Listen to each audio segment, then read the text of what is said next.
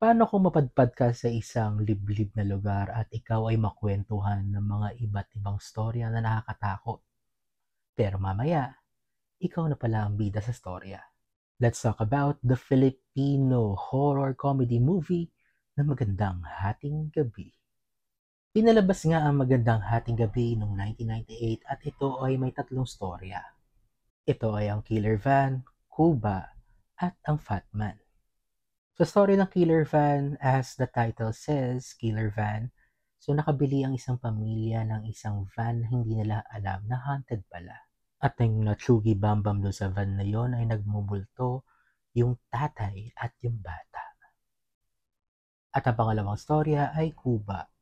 Isang Kuba na hindi niya alam na siya pala ay nanggaling sa pamilya ng mga aswang. At kaya nga rin siya naging Kuba ay dahil umibig ang kanyang ina sa isang tao. At yung ikatlong storya nga na Fat Man, itong magtotropa na kinukwentuhan ng first and second story, sila na pala yung laman ng pangatlong storya. Actually, yung Fat Man, mukha siyang isang tao na mukhang meatball sa spaghetti. Charing. Pero kayo, ano pa ang mga paborito niyong classic na Filipino horror movies?